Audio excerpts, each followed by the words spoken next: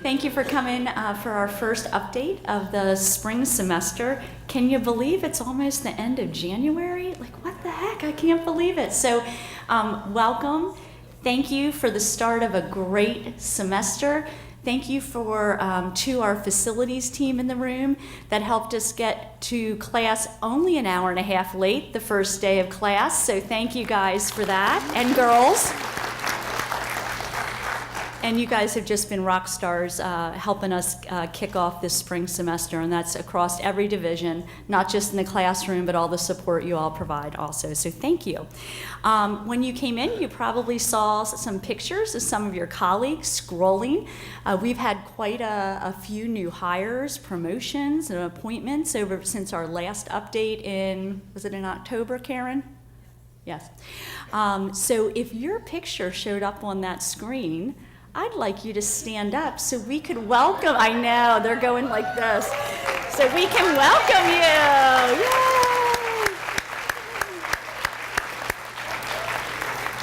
Well, welcome to the Delaware Tech Owens family, and or congratulations on your new role at Delaware Tech Owens campus. So thank you and welcome. I hope that you guys find today informational. I'm going to give you a little update on the agenda today. I know we sent it out last week, but there's always a little tweak, so I'm going to give you an update on that. So typically I start off with the campus director's update, but we're actually going to move the college calendar update with Gail Sherrier up to number 1, because Gail is doing the same presentation at Terry campus's employee update in 1 hour. So I thought it might be nice if I didn't get her a speeding ticket on a Friday. So we're going to start off, although maybe some of our law enforcement officer friends could help us with that. So we're going to start out with the college calendar update, then I'll come back up and do my campus director's update. Then we're going to have an update on it's Sessi, but you know, another acronym, right, in higher ed, Community College Survey of Student Engagement. Did I get it right, Sam? Okay. Sam's going to give us that update. Sam's from the Office of the President in our Office of Research and Analytics. Then we're going to have an Energy Rangers update. I know you guys are all excited about that. Doug Hicks did not come back for this, but we do have Kelly Davis and Dave Peterson here. Janelle's going to give us an update on the Gala, which is going to be awesome, and she has a little help from Jose because we're going to a Spanish-speaking country this year, and Jose helps us with all the translations and pronunciations. And then we're going to have a public safety update from Tim Winstead and Galen Purcell. And like always, we'll finish it up with an Ask Bobby. So if you have any questions, you guys can throw them at me and I'll see if I can answer. So with that said, let's get Gail up here so she can hop in her car and run up to Dover. But she has exciting stuff to share about a new calendar. So come on up, Gail.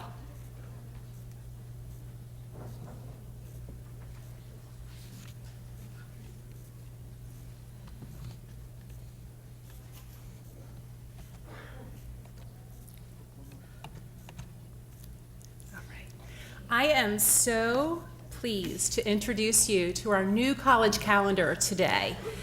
We've known for a while that we need a comprehensive calendar, and I thank our web manager, Adrian Wade, for bringing this to fruition. It was launched, yay, Adrian! It was launched just this semester, and today I would like to show you a few of its really great features. So when you log in to the portal, you might have noticed a new item on the ribbon, calendars. So when we click calendars, we see an activities and events calendar and an academic calendar. Actually, the activities and events calendar also includes the academic dates, which is great. Again, one-stop shopping, right?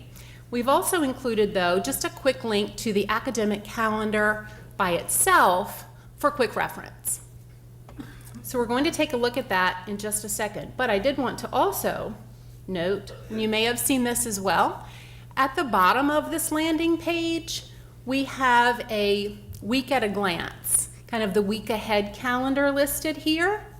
And what's really nice is that for our students, in their view of the portal, when they log on, that calendar is right here where the college news is located. So it's right in front of them. It's front and center. They can see the week ahead, which I think is going to be a tremendously helpful tool for our students. So let's take a look.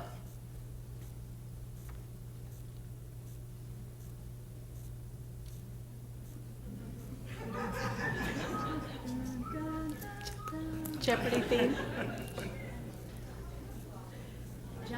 Oh, here we go. Yay!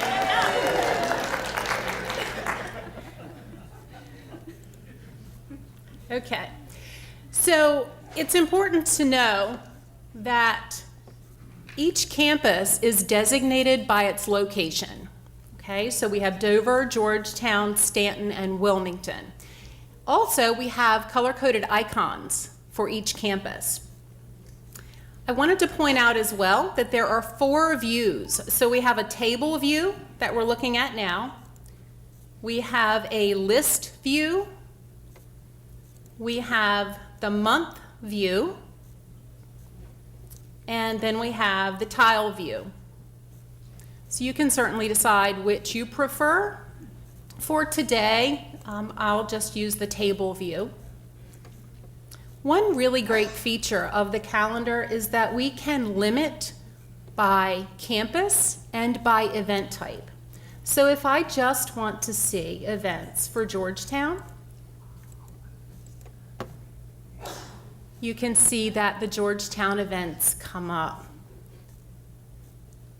So if I want to see specifically wellness events at Georgetown, then I can click event type wellness, and again you can see that they're all listed here. Just gonna put the list view on. We'll see a little more information about each event in the list view. Okay. What's really nice about the calendar is that we can choose those events that we would like to maybe be reminded of, or we'd like to add them to our calendar. So we can add to my calendar.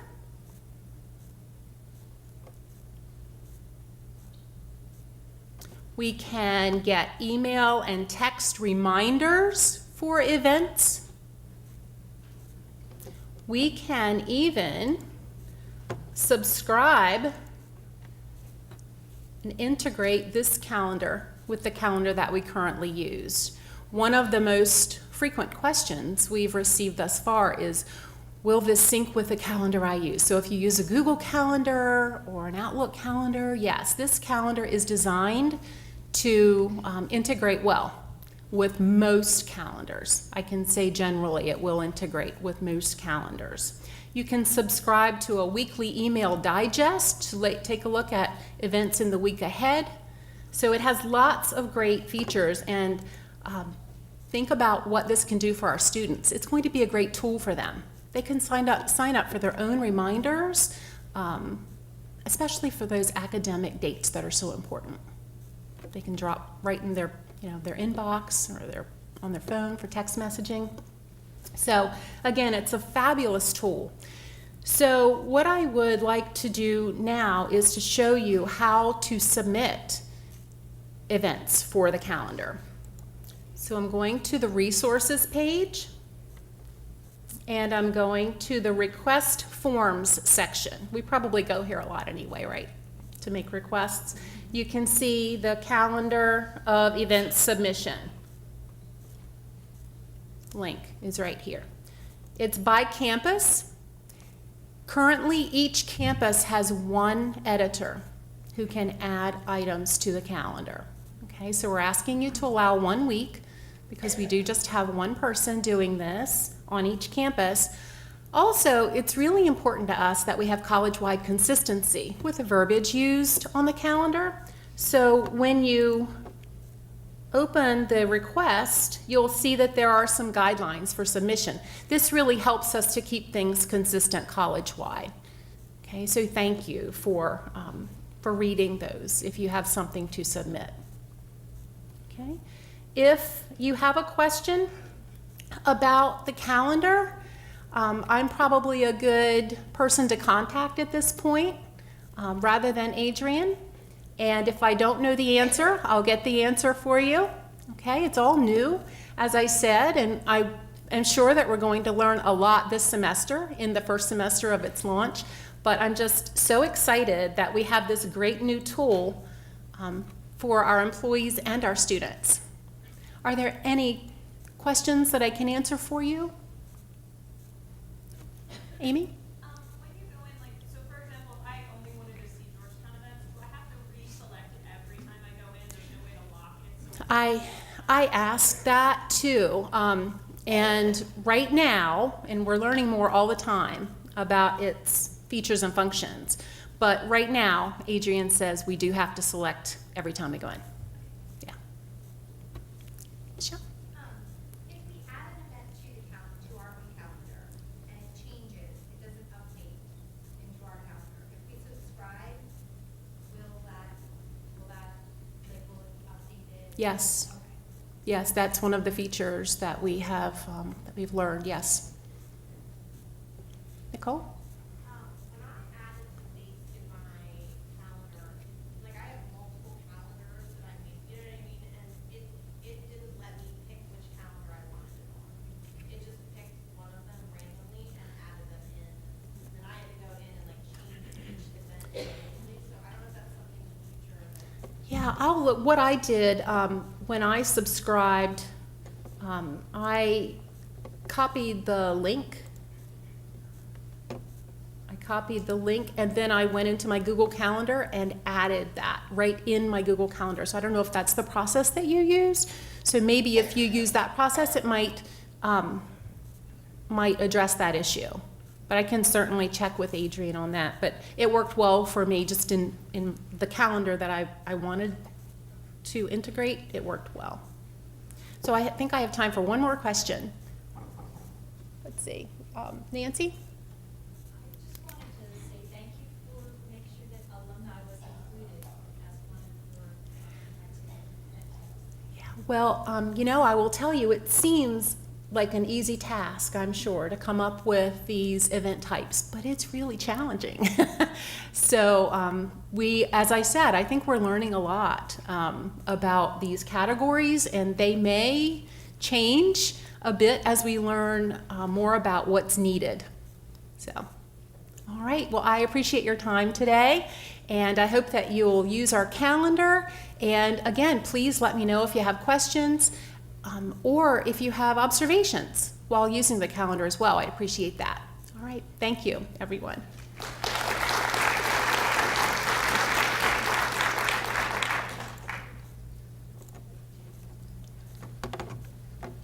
Gail's getting me all hooked up. She knows that I need help.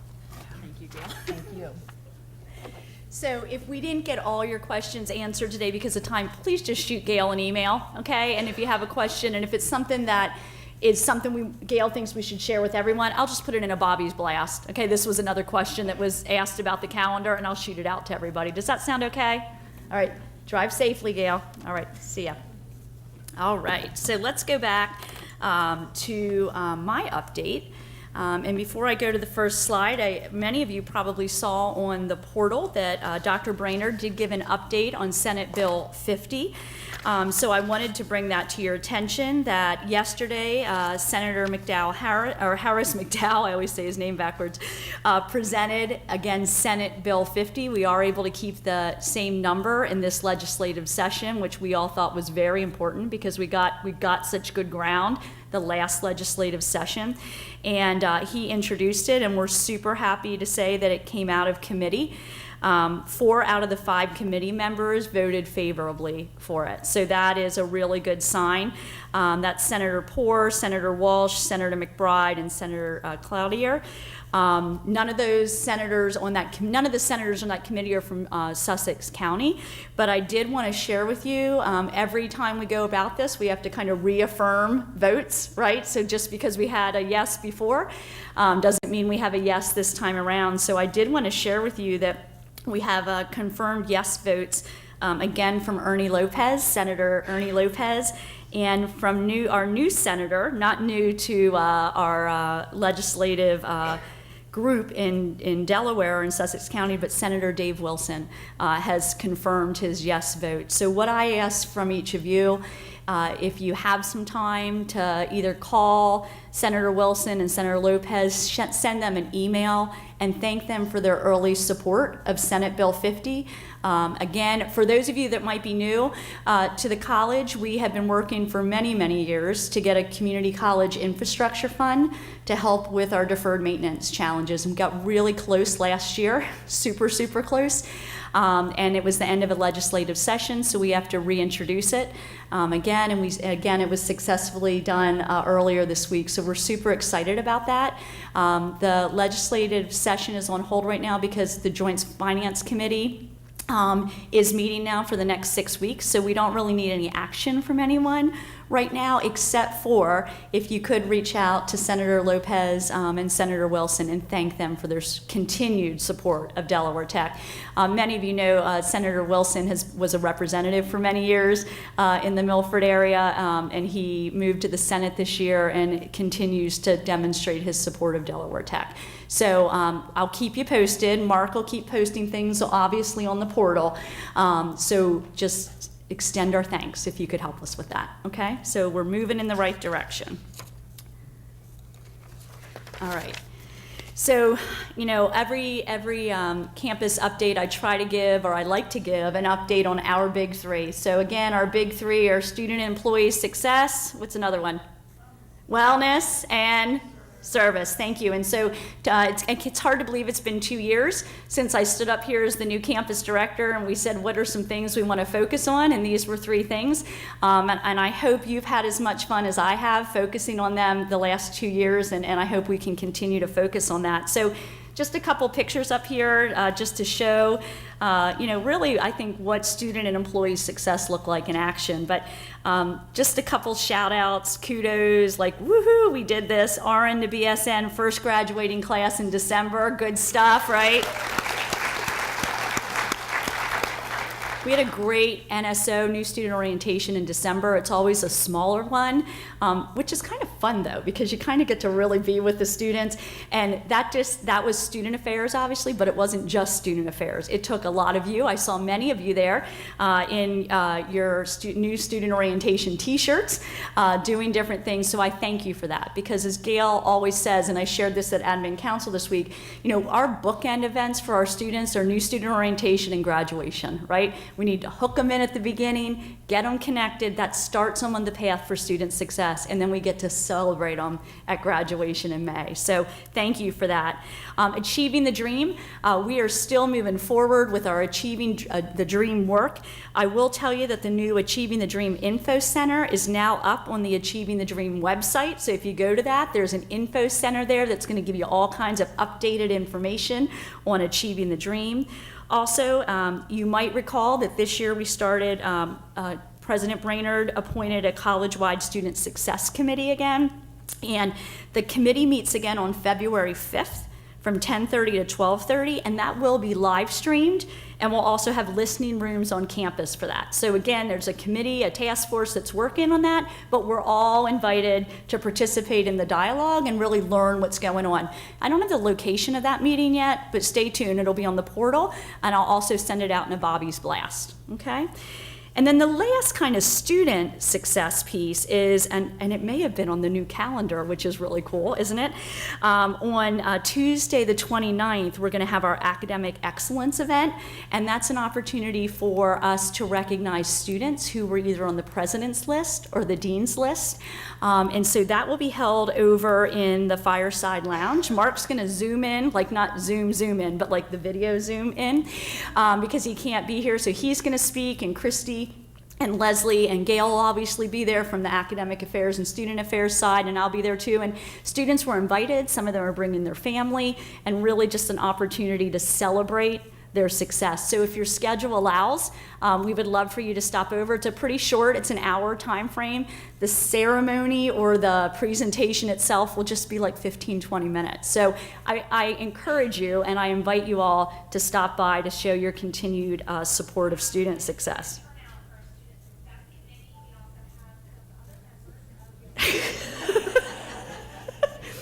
Heather Madden, is somebody talking back there? Do you have some information? No, I was just going to what you referred to. If you find some updated information on the location, will you just tell me? Okay, because I should have been more prepared, and I love that our faculty are so prepared. Mwah! Thank you. I thought I heard somebody talking, and then I was like, is that me? So, okay. So, yes, it's Friday, but as many of you know, this is me all the time. So student success and employee success, right? So we try to find ways to really celebrate employee success too, and promote it. And so one thing I'd like to focus on today is one way I think that we try to support employee success is via professional development opportunities, right? Getting more knowledge and experience in our brains, all of us, right?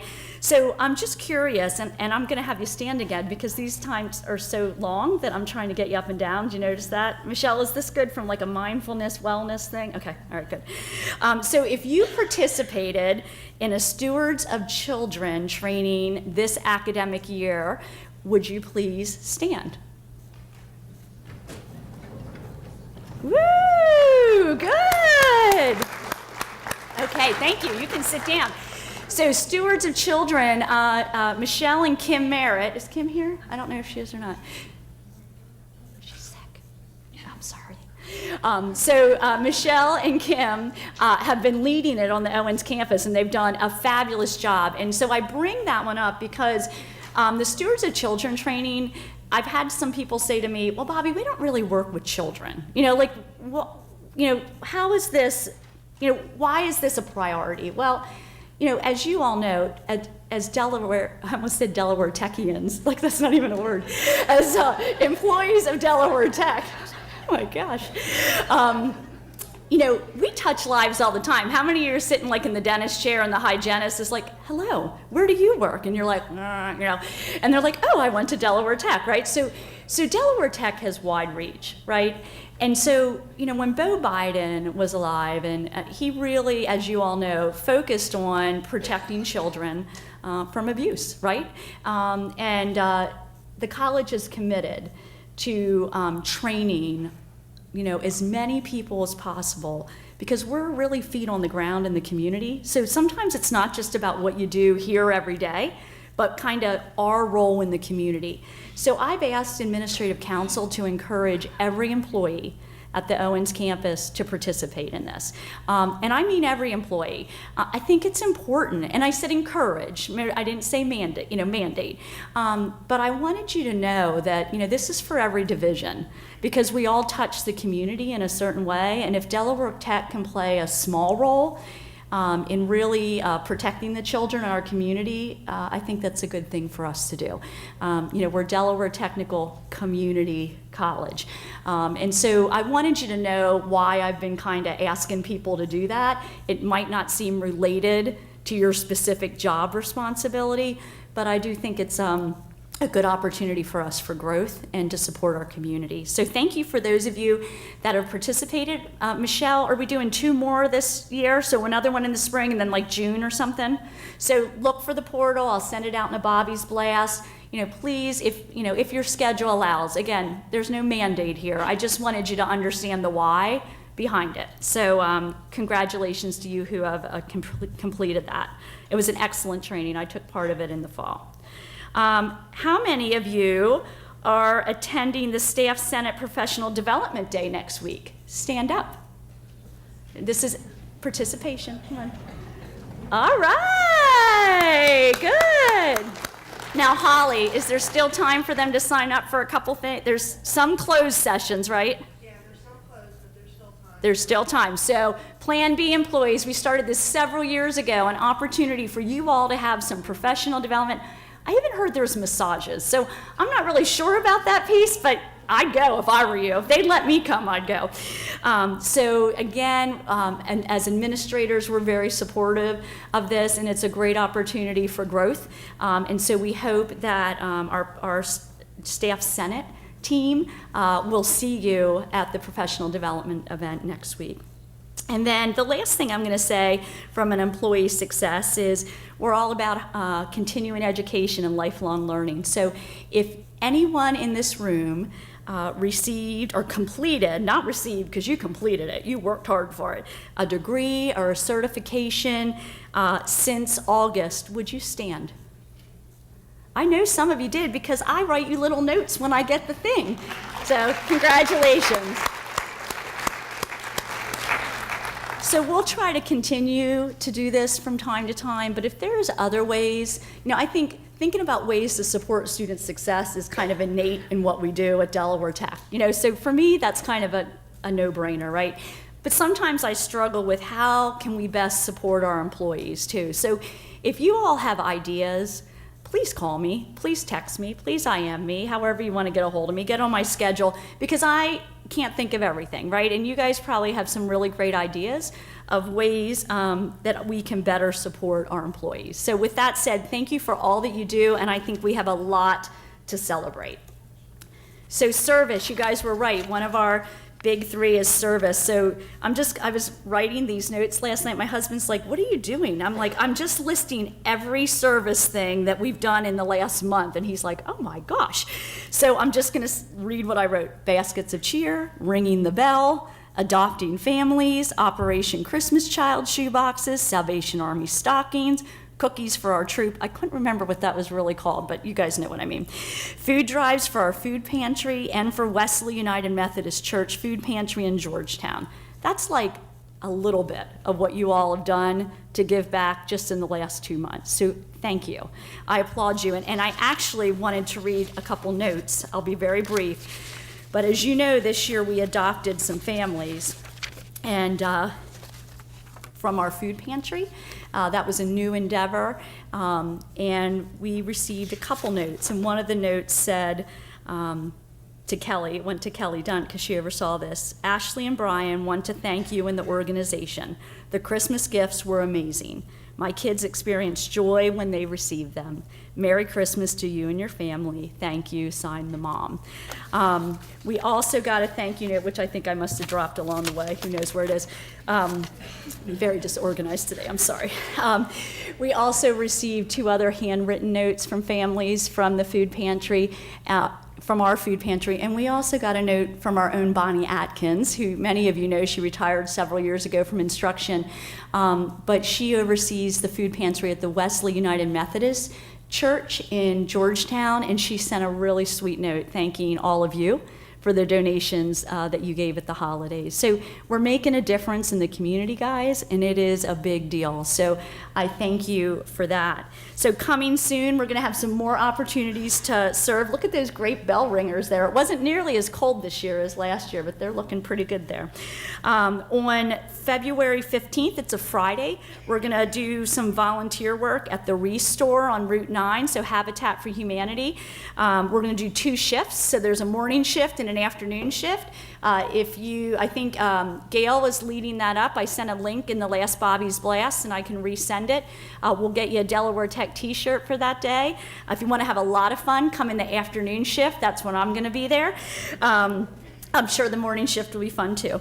So please sign up. You don't have to take annual leave to do it. Okay, this is part of us getting out in the community and helping our community. We're going to do a habitat build in the middle of May. We're trying to finalize the date, so we'll take a Delaware Tech team for that. We did it. Did anybody in the room do it last year, the habitat build? A couple of you did. Good. Excellent. So we're doing that again this year.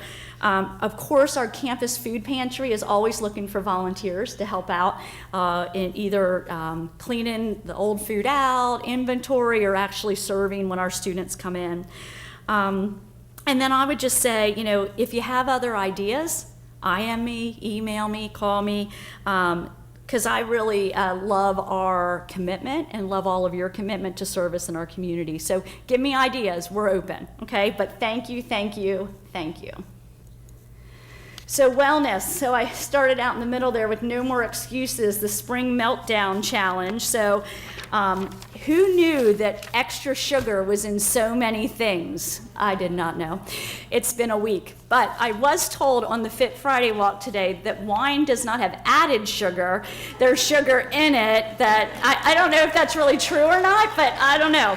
So I'm trying to decide if I have to count that as my snack at night, or Carrie Fawcett said no, I don't have to count it as my snack. So I digress. So I am excited, first, before I get into all this, to introduce our new Owens site manager for cardiokinetics, and it's Skyler Sweeney. So Skyler, stand up and wave. And she's right here. She's right over here. Here she is. She got in our first Fit Friday walk. So Skyler started with us the first day back. Well, she came in the winter just for a little bit right before break to shadow Karen. She started with us and she's off to a great start. She's with us every Friday for Fitness Friday. She does the walk with us. She kicked off the No More Excuses, a Spring Meltdown Challenge. I talked to her earlier today. There's still time to get involved in that if you want to. It's kind of a unique challenge. There's like a weight loss part of it, and then there's these health hack challenges. So what I was talking about is this week was no refined or added sugars. So my whole family is taunting me. Whenever I pull something out of the pantry, they're like, is there sugar in that? I'm like, I don't think you're funny. So next week is the plank challenge, and Skylar says I'll be able to do it. I don't know. I said if Karen comes in my office and I'm in a plank position, she'll know why. You bite it, you write it, 5K a day challenge. Clarification. You do not need to run a 5K every day. It means you need to walk that many steps. If you want to run, you can. So I don't want to scare anybody away. About 8,000 steps, Skylar? Okay, so didn't want to scare anybody away. Mindful moments. I know Michelle's loving that. And then the last week is nothing but homemade meals. So it's kind of different than what we've done before. I've been having some fun with it, so it's not too late to sign up. And there's really great prizes. So there's a $75 and a $50 gift card? Raffle? Cash. Nice. All right, so I tell you that there's going to be a lot more exciting things going on. Fitness Fridays, every Friday, 11:30. Now it's so cold, we're in the Jason building. Today we came over to the Arts and Science Center because Skylar didn't know where the theater was, so we just extended our walk and included another building. Now that I know we have the calendar, I'm going to put the Fit Friday walk on there, and then you can guys all get a text at 11:15 that says Meet Bobby for Fitness Friday. So lots of great stuff going on. Skylar told me today on the Fit Friday walk that in March she's going to do a Fitbit challenge again. We've done that one before. That's been fun. And use the new calendar to search out those wellness activities. I didn't know you could do that till right now, but I put the mindful moment with Michelle next week on my calendar at 8 o'clock. I'll be there. So search wellness. If you have ideas of things we can do, but if nothing else, can you promise me you'll get up from your desk at least once a day and like walk farther than the bathroom, okay? Like maybe walk there twice, okay? So this is all our mindset to not just be sitting all the time. And Skylar's gonna help us with it. And she loves our outdoor classroom, so she's already thinking about how she can do some cool info session out in the outside classroom. So welcome, Skylar. We're so glad you're here. It's going to buckle up. It's quite a ride. All right. So signage. I mentioned 2 years ago was my first campus update as the campus director, and it was my first time I did Bobby's Blast, and everybody thought I was crazy because they're like, you're going to stand in front of these people and just say, ask me anything you want? I said, sure. And so somebody, and I don't remember who it was, said, what's up with the signage on campus? It's all wrong. I'm like, no kidding, right? So I wanted to do a rundown because it's been 2 years, and you might see that there's some new signage going up, and it's very exciting. So first of all, after that meeting, I got with Scott, and it was Lynn then, and I said, take down all those ugly green signs. They send us all to the wrong place anyways, and they look terrible. So they promptly did a good job and ripped them all out. And so then we had to kind of come up with a plan. I can't take any credit for this. The facilities guys, and really Scott Chowman gets the credit, and I'm going to recognize him a bit in a minute too. But they really looked, we don't have a lot of money, right? That's why we need Senate Bill 50. So I said, can we repurpose those? And as my dad used to say, may he rest in peace, they don't make things like they used to, but they definitely made these things good. So we're sending them all out, like in batches, to be sandblasted, powder coated. They tell me just enough stuff, and I get all the words mixed up. Sorry. So they're powder coated, and they even came back one color blue, and I said I didn't like it, so now they had to take it back. So you might have seen in front of my office, I thought it was pretty strategic that they put mine in first. Do you think that? Did you guys see the new sign? It's awesome, right? And so that happened with a lot of people's input, and we're strategically doing all the rest of them around campus. But I'd remiss if I didn't say Kristen Yenser's not here now, and she helped with it. Janelle Boyer helped with it. Tom in marketing, Scott Chowman. They did an audit of the whole campus and said, what do these outside signs need to say? And we had to review that and look at that. So those are gonna come in as we get them. So you're gonna see them hopefully we're gonna go to the right buildings now, okay? So at the same time, because they didn't have enough to do, we said, we got to do the inside signage too. So because we are crazy, we started with the largest building with the most signs, and that's Jason Technology Center. And so again, Scott Chowman led the group and did an audit of every sign, every area in Jason Technology Center. And you probably have noticed, now I know this isn't Jason because I couldn't find my picture, so I had to run out yesterday and take a picture of Allison Castellanos' office out my back door. But you might have noticed that all the square signs, are they 8x8, something like that, are all done in Jason, and Arts and Science Building. And much to my surprise, and I was very happy, we had kind of put on hold the names, because we needed to come up with a standard that we could all agree with. And not just on our campus, but college-wide. There's a college-wide task force on this, which Owens has taken the lead on because our team rocks. And so we came up, now we have the standard, and it's the first letter of the name, the last name, and the highest degree earned. And we did that because we're an academic institution. And Denise DeVary, you're shaking your head. Oh, is it first and last name? Okay, well then maybe that's what it is. Okay, is it the full name? Oh, sorry, Janelle didn't see, again, I know just enough to be dangerous. Full first name, last name, and then the highest credential, thank you. I am so happy for that row of people there. Heather's getting me all straight on, and Denise, thank you, people. But I say that because we have it's gonna be the same college-wide. Okay, so they're doing our template and all of that. So that means that this crazy thing here will soon be gone. Okay, Skid Row, let's have a little clapping going on. Come on. Okay, so we thank you for your patience. We have a great process in place now, so we're really thinking we're just gonna go through each building and audit it. Scott and Dennis is our part-time individual that works for us and doing a great job. So I just have to mention one thing, and it's so funny because I approved this name and then I couldn't remember when I was writing our notes last night, so I emailed Christy. So did you know that word processing has a new name? Because word processing is a little dated, don't you think? A little dated. So does anybody know what the new name is? It's Administrative Support Center. What do you think? I forgot what it was. I kept calling it Academic Support Center. That's not right. So Administrative Support Center. So Melissa Rakes told us when we went from student services to student affairs, it would take us 3 years to get that in our heads. So just know it might take us a while, but Administrative Support Center, because they do way more than just word processing.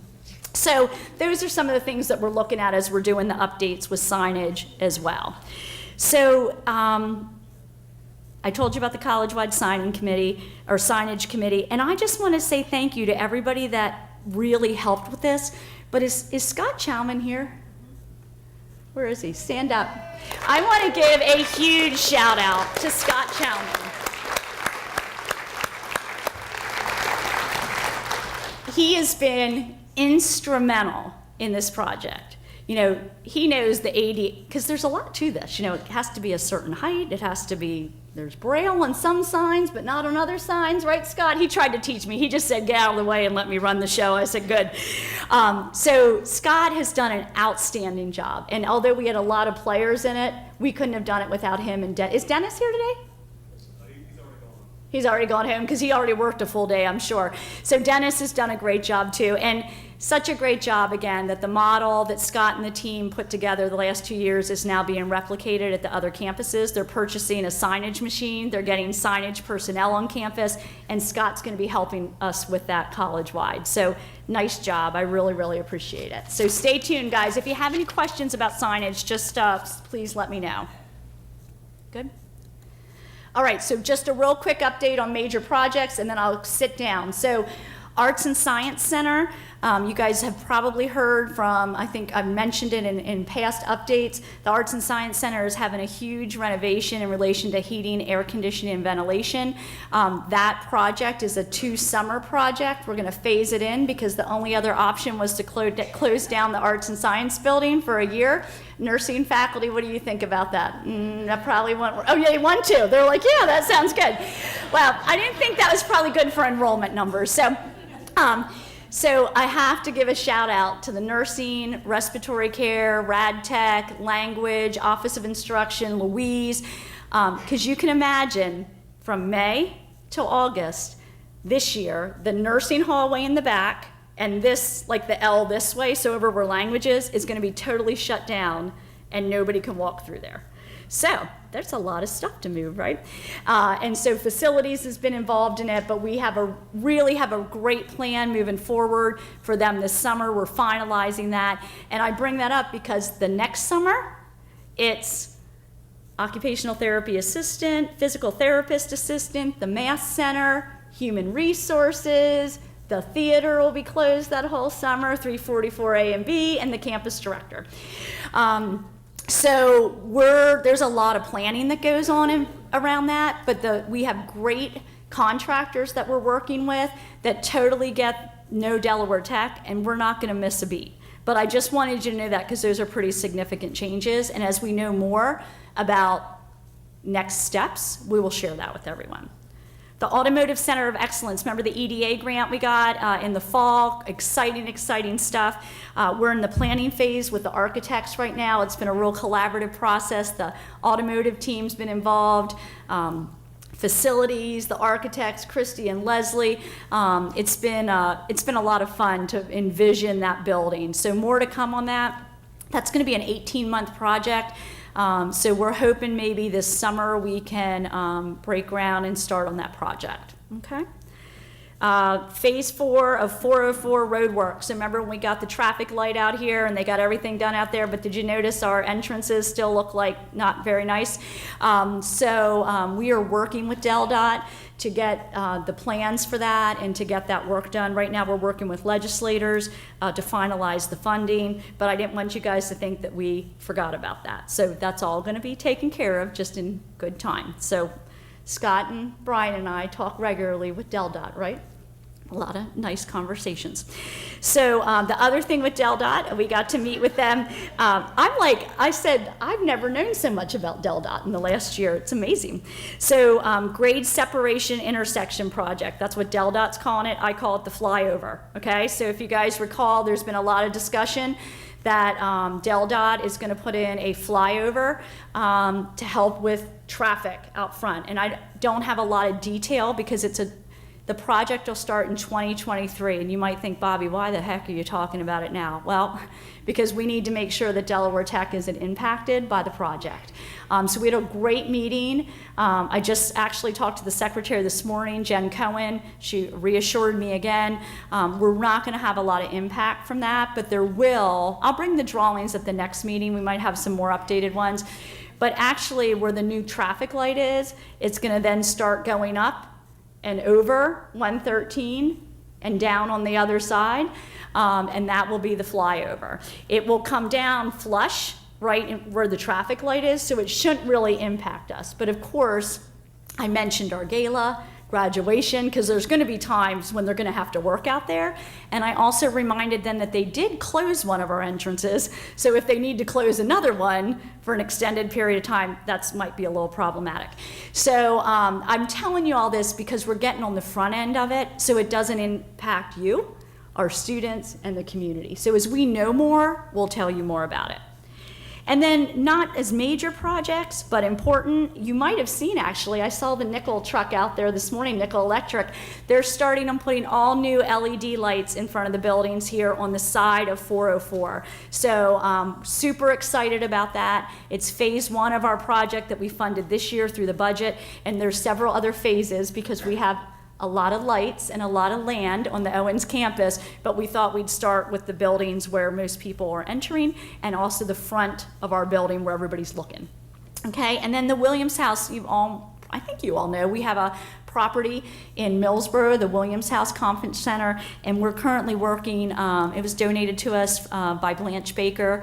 Her father was the former Senator Williams, and we're working on making that ADA accessible so that we can use it more for workforce development and other types of activities. So that, and I'd be remiss if I didn't say all that funding for that comes from Mrs. Baker.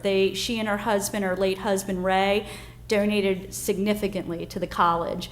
And not only did they donate that home, but they donated funds to maintain the home so that the college would never have a burden to have to take care of that home. So when people see that type of work, I think that's important for you all to know. That's not state funding that does that. That's a generous donor that loves Delaware Tech and very, very much.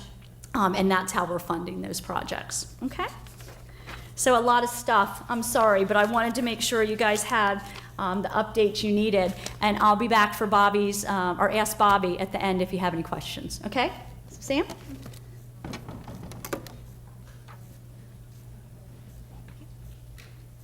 Good afternoon.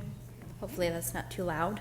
I want to thank you, Bobby, for having me here. I always joke that I'm in the office of the president, and a lot of times I'm in my office, it's dark, I'm doing stuff with data, and people worry about me, so I think that's why they kind of say, go out to the campuses and spread the word.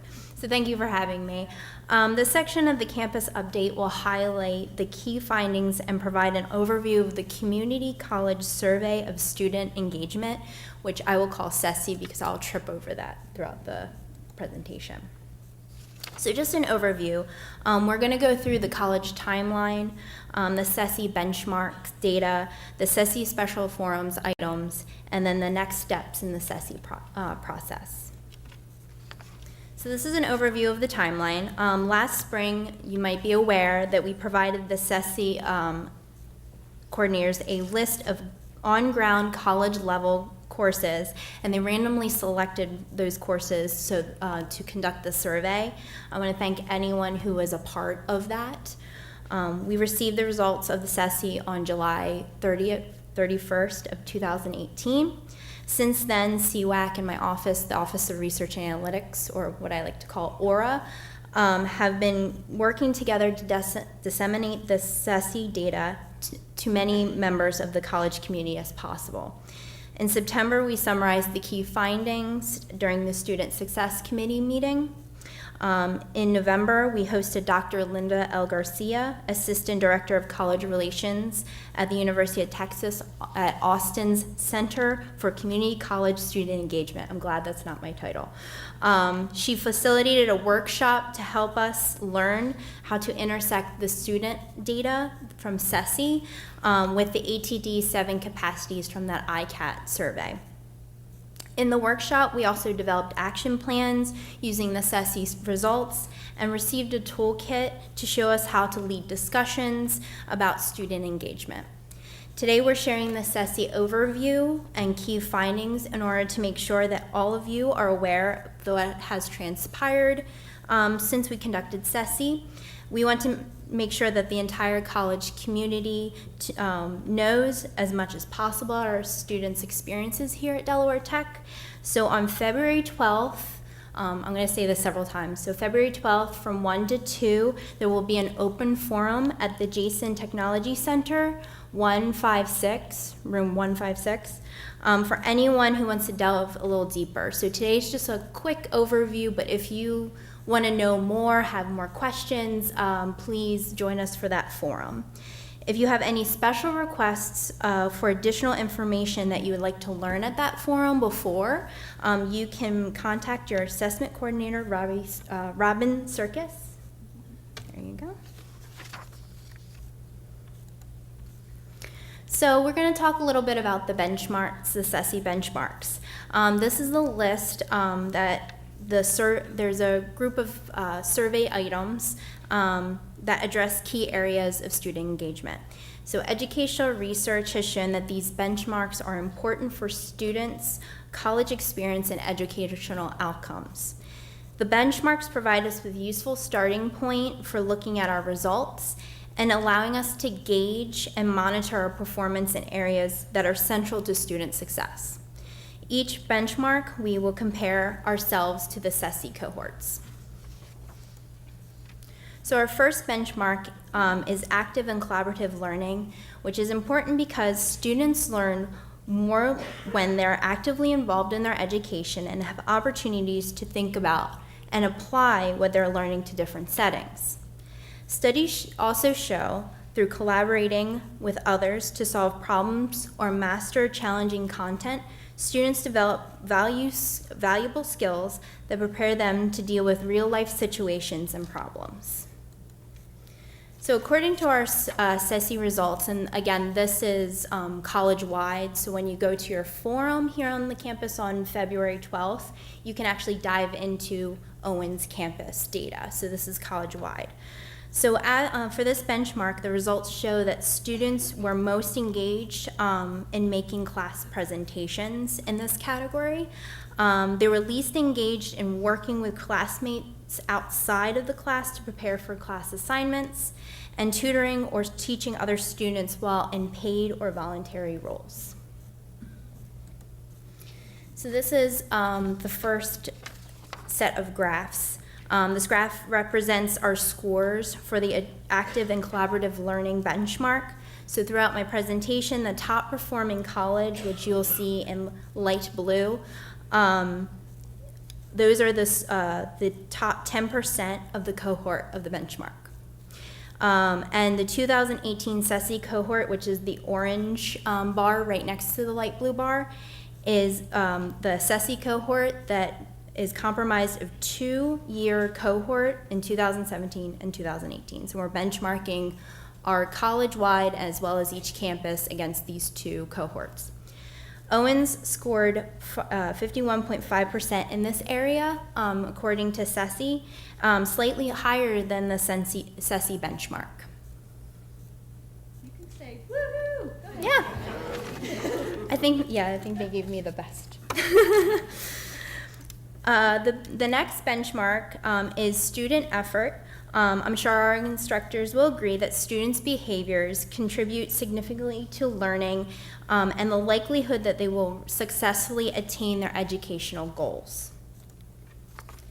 We saw that the highest levels of student engagement here were the frequency of use in skill labs such as math and writing, as well as our computer labs.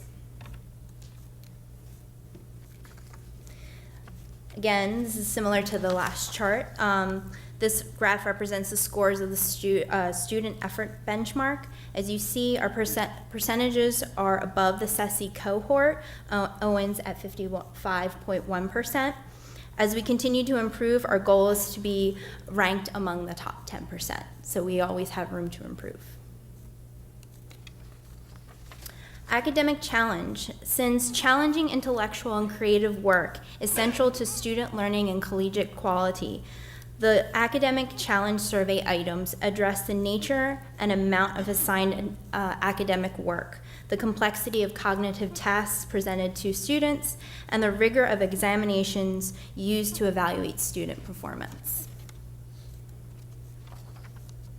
For the academic challenge benchmark, the results show that aspects of the lowest student engagement are the number of assigned textbooks, manuals, books, or book-length packets of course reading, and number of written papers and reports at any length. This means that on average, students said that they were assigned less than 5 books in an academic year and few papers and reports. This graph represents our scores for academic challenge benchmark. Again, you see that Owens is slightly above the benchmark. I'm sure you already know that more contact students have with teachers, the more likely they'll learn effectively and to persist toward achievement of their educational goals. Through student-faculty interactions, faculty members become role models, mentors, and guides for continuous lifelong learning. For the student-faculty interaction benchmark, the results show the aspects of highest student engagement are the students using emails to communicate with their instructors and talking about their career plans with instructors and advisors. And this one's really to celebrate. So this graph represents the scores of the student and faculty interaction benchmark, which obviously Owens is significantly above the benchmark and only slightly below the top percentage performing schools. So, go ahead.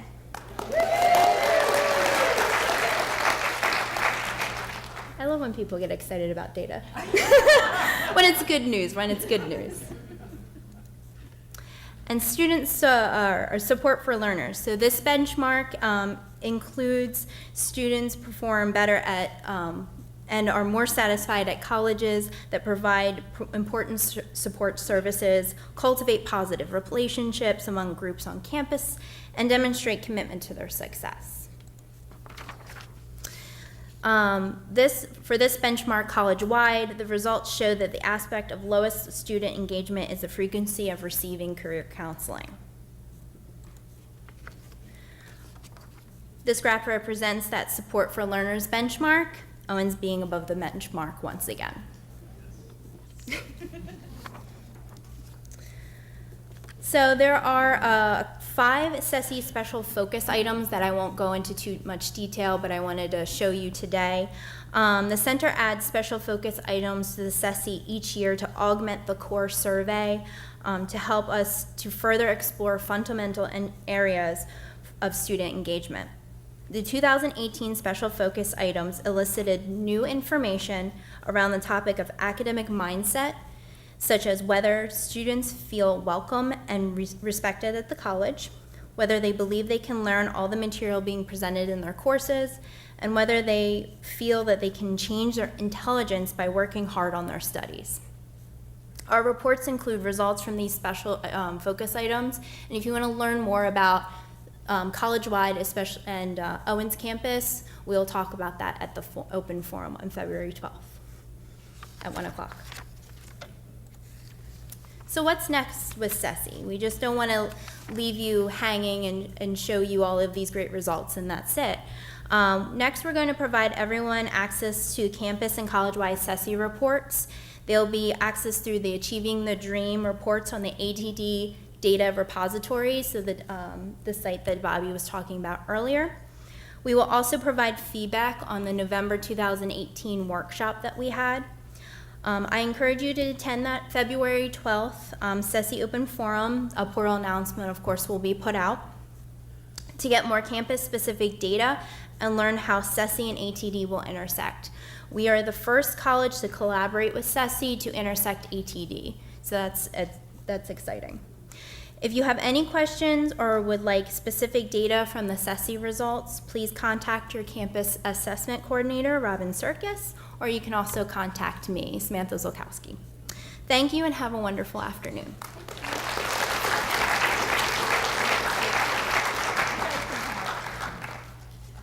I can do this, I think. Gail already presented, so here. Yes.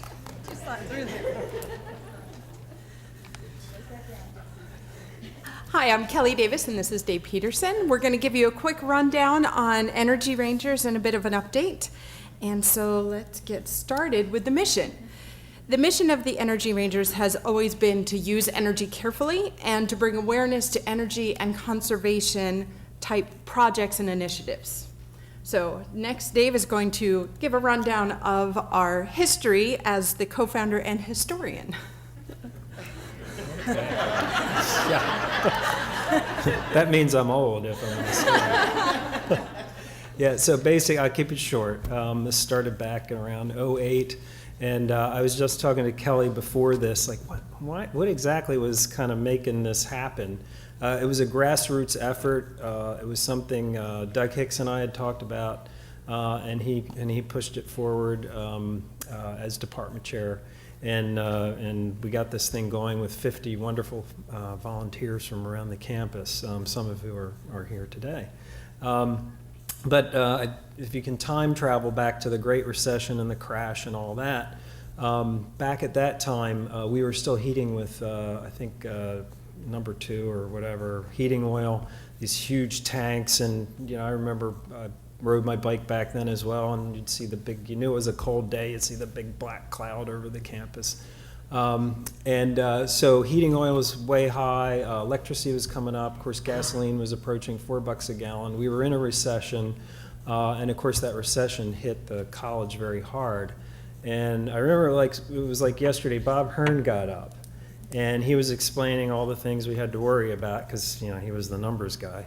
And it was, I don't know if it was offhand, but it just hit me. He said, every dollar that we have to spend on oil, electricity, keeping the lights on, that's $1 less we have for the students. And I was like, whoa, wait a second. You mean if we save $1 there, we can... And so the Energy Rangers were born, and it was started out very simply, turning lights off, and we got a bit of a reputation for being mean about space heaters and things like that. And we did not cut any cords. That was Lynn, okay? I'm just saying, he's gone now, in case you're wondering. You can call him. And then Dr. Smith, our former campus director, she was very generous, and I always get the terms mixed up, but there was actually it says it right there, the PGM demand response system. Some of you may know that for major users of electricity, campuses and industry, they can shave their demand, their peak, so that's how their rates are calculated, unlike residential. I learned all this wonky stuff through the process. And so we would work with administrative services at the time, now facilities, and try to turn things off as they were turning down coolers and whatever else was going on. And it became a wonderful group effort. And then for a while there were problems before they got all the high-tech, sophisticated computerized systems, which they generously demonstrate to our AET and other students every fall. We used to just complain, but then we turned that into, well, instead of complaining, let's actually quantify this area is too hot, this area is too cold. I know many of you remember that. And it's not perfect, but we're getting there. And then that would help them kind of figure out what they had to do. Long story short, a lot of things were turned back over to the campus to save money. It was all local, homegrown kind of thing. And I think the most obvious one is the LED lighting. That's the one, everybody, if you remember the old fluorescents, and including these new ones out front, I guess, right? Okay, so that's enough history. I'm done. So this did tie in at the time also with the Green Team and the college-wide effort for the reduction, and the goal was set by Dr. George to reduce our carbon footprint 20% by 2020. And we exceeded that goal in a shorter amount of time. I will say the Energy Rangers had a very small piece in this because a lot of this, the vast majority, was facilities, upgrades and things, including the solar panels and changing out HVAC. But we like to think we played a bigger role than we did. However, it's still a part of what brought that to fruition. Through the projects over the last 10 years, we have participated both in a little bit of consultation, a little bit of groundwork, and a little bit of the kind of the input for how money could be spent in energy conservation.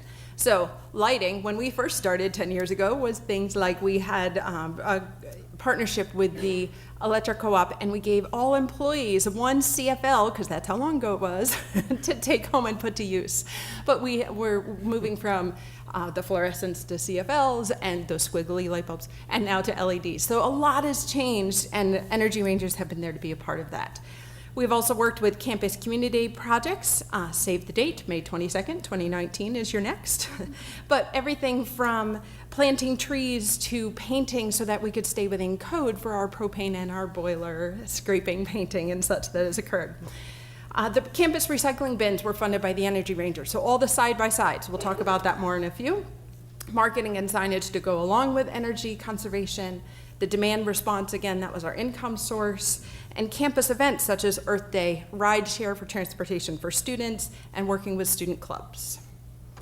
So currently, still working with the process in regard to LED, and a lot of partial funding has come from Energy Rangers funds to continue that work, as has already been discussed and is in place today. It was great to see.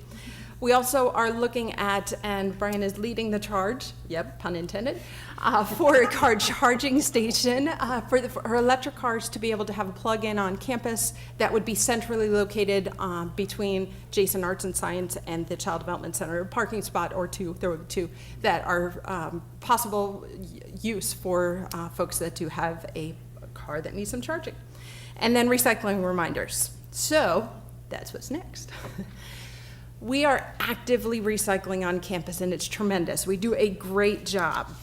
So as you have seen, we have changed vendors. Again, we have gone with the state contract, and a change occurred at the state level, so it occurred here as well. So after a bit of research, we have a new vendor. Holly Hawkins has been leading this with office paper. So those confidential recycling bins are now picked up every month, and we don't have to have our staff and students rolling the bins. That change occurred, or my small children who couldn't quite see over the bin, but they were pushing them anyway. Mostly the empty ones, not the 300-pound ones, but you know, you gotta work. So you will see that those bins should fill less because they are coming every month. If there is a question and they do fill, let Holly know, let myself know, and we'll continue to work on those best placement. But there are 30 of those bins that are locked and confidential, so that's where your student records go and your exams, so that they're not in regular recycling or worse, trash.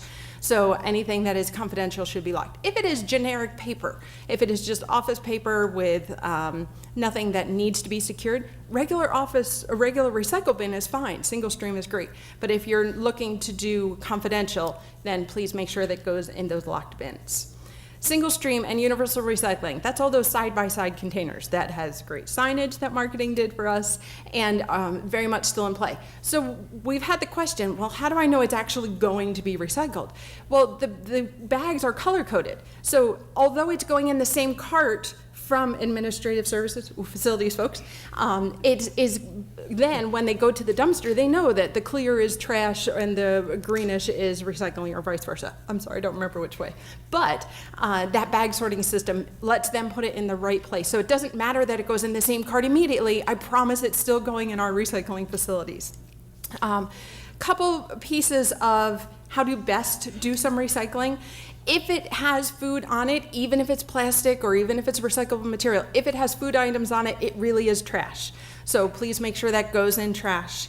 If it is something that is liquid-based, like if something is dripping, don't put it in recycling, right? All of that's gonna go in the trash. And the other piece that, although we want to recycle those Walmart bags or those plastic bags, they don't go in the single stream recycling. They have to go to a grocery store location. We don't do that. So either take them home, reuse them for a good purpose, or make sure they go in the trash. So those bags, and this includes home, this isn't just Del Tech single stream recycling, just to make sure that we're doing it right. Otherwise it does jam up all the sorting that happens at those recovery facilities upstate. Questions on recycling or what to put where? All right. So what's the bottom line? The reason we came today is to say that the Energy Rangers have certainly built this process of grassroots effort and have helped to create a culture of positive change, including communication and direct communication with facilities to raise awareness and address environmental and conservation needs. So we're here to say mission accomplished. And we're so excited.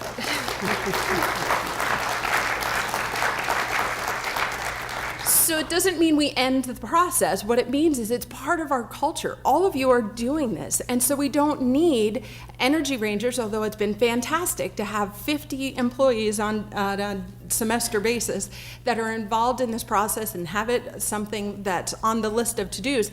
It's already on everyone's to-dos. So we're gonna do a rarity and disband a committee at the college. So this is huge. So if you have ever served as an Energy Ranger, please stand up. and let us thank you for your time and your service. And we're so excited to say thank you for 10 years and mission accomplished.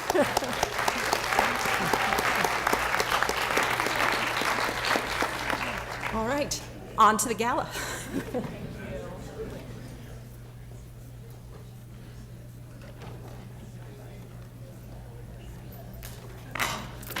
Good afternoon. I'm always excited to talk about some of the events that we have. And as you know, I always come up and ask for volunteers at some point, so be ready for that in a little bit. So I am Janelle Boyer, for those of you who do not know me, and this is Jose.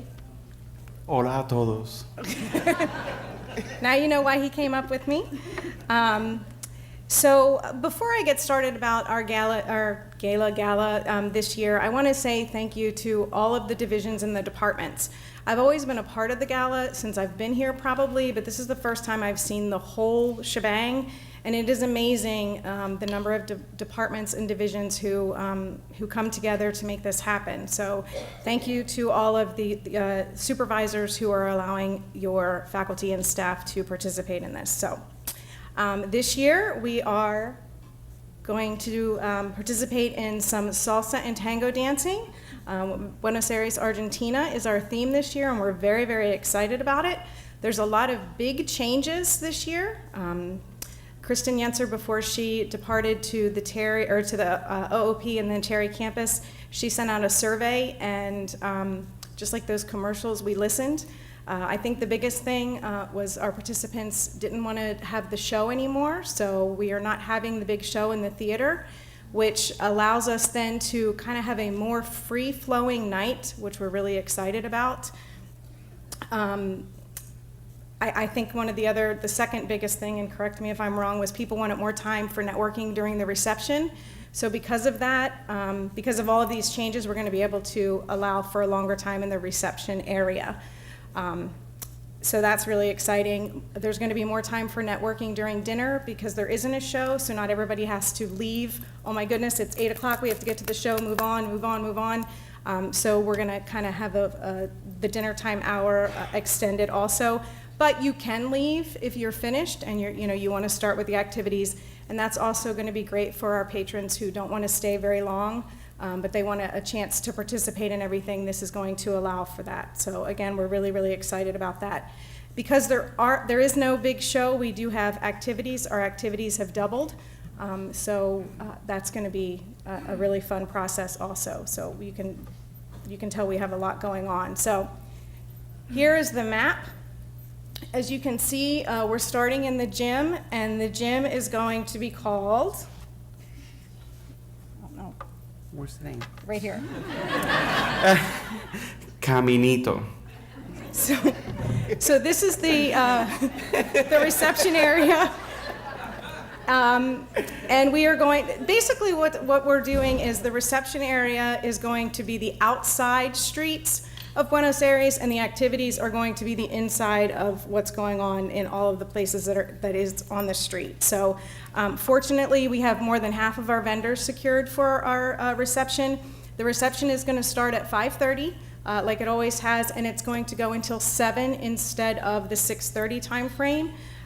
We have a big entertainer at the end of the night who, it's an 11-piece band, and 4 or 5 of them are going to be playing during that time frame also, so that's going to be really nice. So from the gym, as you can see, they're going to go through The Yacutinga. That's a rainforest. That's going to be the marketing hallway.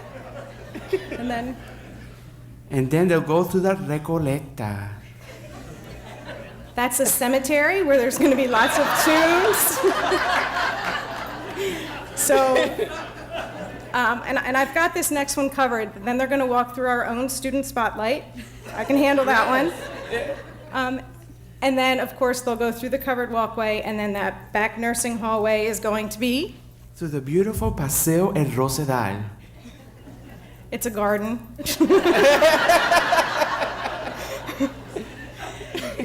And then, of course, they'll go right into the dining area, which is? El Gaucho. And I think I could have handled that one, but I thought we would would stay here. So dinner starts at, like I said, around 7. Once our participants eat, they're free to go. The activities will open up at 8. But what's really nice is for those who don't want to be rushed, they can sit, and Paul and his team are going to have the dinner available, the buffets, out until about 8:30. And then at that point, we'll start moving everybody along if they haven't moved along, and then dinner is a hard close at 9. So again, it gives more networking time during the dinner time hour. Like I said, the activities start at 8. The activities will go from 8 to 10. So that's a little bit of a longer period also. And so we'll talk about the activities a little bit. So as you can see, the piano bar is coming back. Do you want to say the name of it? Okay, Marsola Parrilla. I think you can hear me if I talk, and he can have the microphone. We also have foosball, which is going to be a great room. Okay, La Bombonera. The mechanical bull is coming back, so we're really excited about that. Jineteadas. Duck hunting simulator. Who knew that duck hunting was really big in Buenos Aires, but it is? Algar Safaris. Is going to come and do some wine tasting, because I didn't know if you knew, but her vineyards are actually in Argentina, so she's really, really excited about having her own little wine tasting room. And then we're going to have our salsa dancing, Azúcar. tango dancing. La Viruta. So both of those rooms are actually coming with dance instructors, and I think one of them is going to have students also. And fortunately, they both agreed to then go to the end of the night entertainment that is going to be an Argentinian band, so they can help people there also who didn't get to go to either of those rooms. And then our own Nancy Broadhurst is going to do karaoke. At the Patagonia Bar. Oh, and I forgot the bar. We decided to have an open bar this time because so many people congregate in certain areas and stay there because of the bar. So now we're hoping people walk in, get their drink, and go somewhere else. And then karaoke. So after the karaoke, they go to Canta y no llores. Sing and do not cry.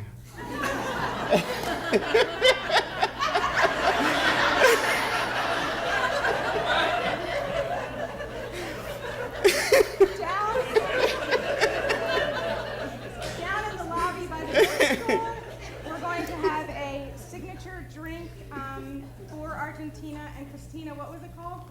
It's a prickly pear martini. Prickly pear martini, so that's going to be the signature drink for this. And there'll be a coffee bar and then a champagne area also.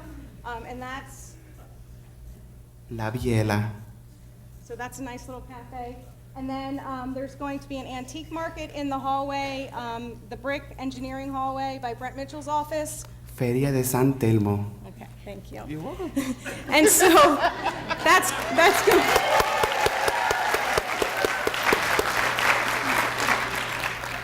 Thank you, Jose. I made him put today's employee update on his calendar so he wouldn't miss it because I was not prepared to learn all of those new words. So the antique market is going to have some really nice paintings as like an art show kind of thing, and also we're going to have the pretzel stand, the water stand, hot dogs, popcorn, of course, that's really popular. So for all of those patrons who need a little more carbs, it'll be there for them to get through. So, like I said, because we're not having the show, we are going to have a bigger entertainer at the end of the night in Fusion. So if you want to stand up and maybe try to, oh, I can't see, I don't have my glasses on.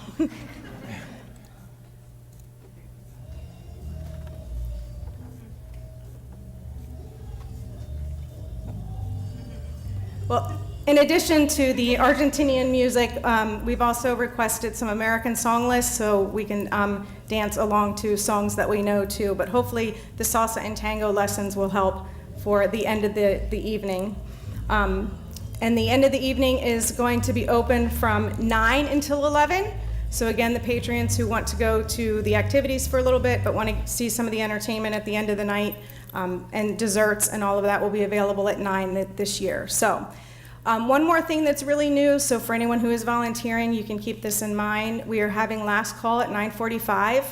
All bars are closed at 10 o'clock. And I mean, that's one of the reasons we're having that bar room. We're actually shutting the door. So that's going to be something that's new this year. And it's basically our bar license ends at 10 o'clock. So that's what we need to do. And then it gives everybody an hour or so to have lots of water and desserts and those kinds of things. So, all right. So, like I said, I always come up here and ask for volunteers. Jennifer Blackwell and Holly Harmstead have done a phenomenal job of gathering volunteers already. We definitely need volunteers beforehand for decorating purposes and setting up. We need volunteers during the gala, and for those of you who don't want to do that and don't want to help set up, we are also really asking for people to come back on Sunday and help with facilities to get us ready, up and running for our Monday students. So if you really want to consider helping out a lot, that would be a great thing to do. To sign up, if you have not already been asked to help, you can see there's a website right up there, go.etcc.edu/galahelp. And there are designated lines. If they're open, you can certainly add your name and the information that is requested. But please don't add any additional lines because our leads in each area have said the number of volunteers they need. So I'm sorry if you can't help your best friend, but find somewhere else to help if you want to help. So we really, really appreciate that. Because we're not having the show, our VIP room and our volunteer dinner is going to be right across the hall in 344 A and B. The dinner itself will be from 3 to 5, but then the room will be open for the duration of the gala. For those of you who can't participate until 7, if you still need to get a snack or something, there will be food and drinks over there, and desserts this year. I know last year we didn't have dessert, so we will have some type of cookies or cupcakes or brownies or something for dessert. So if you have any questions, give me a shout, or Jamie Jackson or anybody who else is on the committee. That would be terrific. So we're really excited this year. So thanks so much.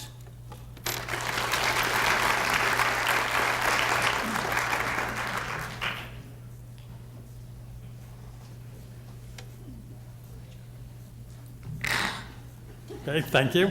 I think I may ask Jose to come up and help me as well, if you don't mind. Usually public safety update is we talk about gloom and doom. Today we have, I think, some good news for Deltec employees. There's a little bit of gloom to it. Whoop. So the Department of Health has asked the college to become a partner should there be a public health emergency. And should there be a public health emergency, there will be something that is called open and closed pods, points of dispensing. So an open pod is open to the general public. A closed pod is open, for our case, it's just Deltec and your families. And we'll talk a little bit more about that. So a closed pod provides prophylaxis or Jose? Not the other one I said first. Yeah. Or vaccinations to Delaware Tech employees and their larger family. So for the Owens campus, how many employees do we have? I'm told approximately, including adjuncts, 900, right around 900 employees. So there's a formula that public health came up with, and should we be dispensing medications, would be the employee add 3, so it would be approximately 4 doses in the case of dispensing a medication. Should you have more than 3 immediate family members at home, we're not going to cut you off at 3, so you can only have 3 pills. If you say, I have 5 children, yes.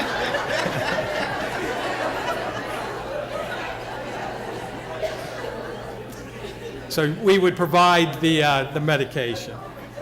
So again, the difference between an open pod and a closed pod, open, that would follow a closed pod, so should there be an emergency, the first thing that would open up would be a closed pod. That would be here on this campus. Subsequently, at some point thereafter, open pods would then become active and be open to the general public. So the good news is, if there's a public health emergency, there's an influenza outbreak, that the employee would come to campus and then pick up the medications for their immediate family. And you would receive those prior to the general public. That's the good news. Okay. So for a closed pod, Delaware Tech employees need to staff that closed pod. So here's what we need. We need administrative personnel, we need security, we need medical personnel, parking and traffic control, registration and dispensing, sorting, and a supply team. Okay? So they are the personnel we need. So why was Del Tech selected by Public Health to be a partner? Because we have all of those personnel that we just talked about on the previous slide. We need to change that slide. Don Christie is no longer here. So we have public safety. We have personnel in the, we have registered nurses and paramedics, and they are the only ones who can disperse the medication. Okay. We have support staff.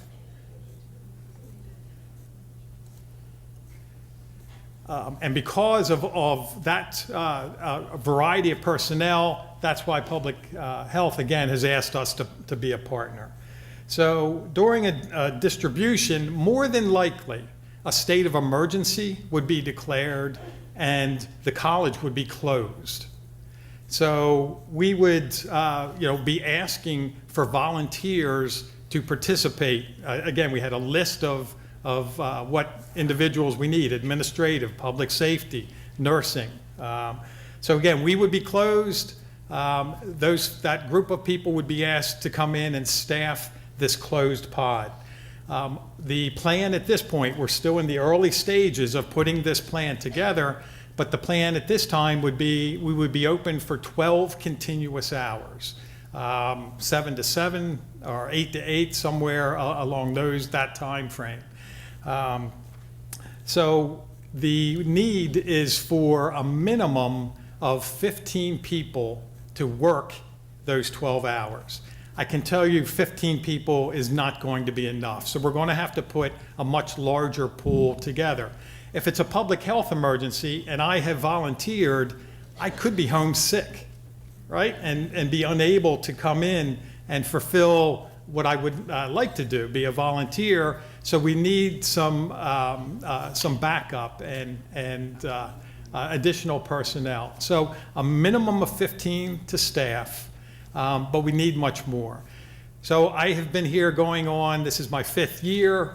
In the last 5 years, have we had a public health emergency where this closed pod would be activated? No.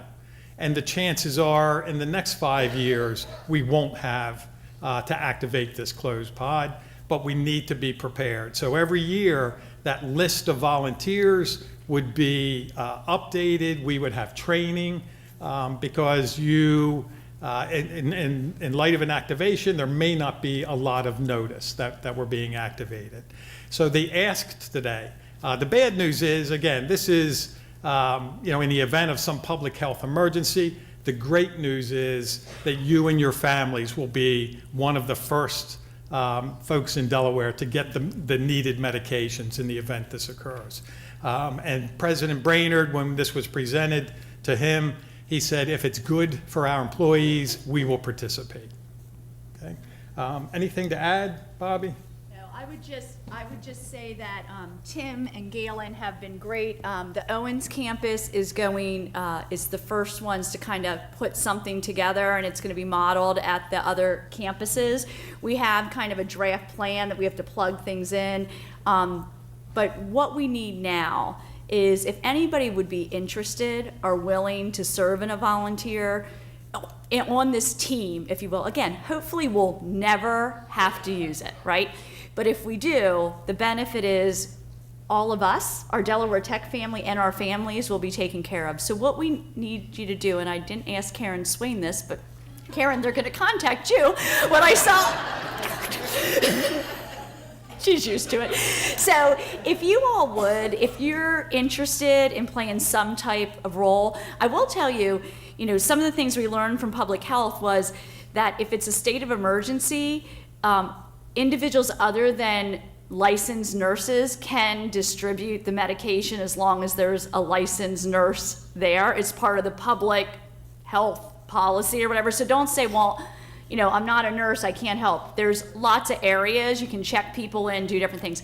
You don't have to tell us what area you're interested in, but if you'd like to be invited or asked to come to like a follow-up meeting where we kind of talk about this and work that through, would you email Karen? And then we're gonna get a date in February to get everybody together and kind of talk it through. So this is a work in progress, really. Tim and I and Galen have been talking a lot about it, and I said, of course, our big three, one of our big three is service, right? And so I said, I'm sure our team would be willing to kind of put something together of what that might look like. So I'm asking for your help if you're willing to. And again, the hope is we'll never have to use the plan. But I want to make sure we have something in place in case we do. Okay, so email Karen Swain. You can say just, I'm interested in the closed pod team, and then she'll compile a list and we'll get something out to everybody. Any questions for Tim or myself or Galen? Yes, Robin. Would immediate family be eligible to participate in the training and staffing of the So the question is, are immediate family able to volunteer? Yeah, at this point, the conversation has just been employees. Right. So I think we could ask that question to public health. Yeah, we can ask public health. I think it's a good question. We'd want to start with our team here. But of course, if you have a spouse at home or somebody that says, hey, I'm willing to come in and help, can put me to work, we're certainly not going to turn away help when the time comes. We don't, the supplies would show up here, and then we'd have to operationalize. So we do get all the supplies from public health. And the reason they want to partner with us is we have 900 employees here, right? Times 3, if there's other children and stuff, that's a lot then that won't need to be served by the open pods, right? So we're helping the larger community out by taking care of a large group here with our own people. Does that make sense? Okay, so if you're interested, email Karen. You can just put interested in a closed pod team, and then more to come in the month of February. Any other questions? All right, thanks, guys. Thank Yep. I do have one piece of bad news. You may already be, bad news for me. You may already be aware that a great opportunity presented itself to Chief Purcell. His last week is next week. So he will be moving on and taking a position at DENREC. And I just wanted to publicly thank you, Galen, for your leadership. You've taken public safety forward over the last 2 years, and you will be greatly missed. Thank you.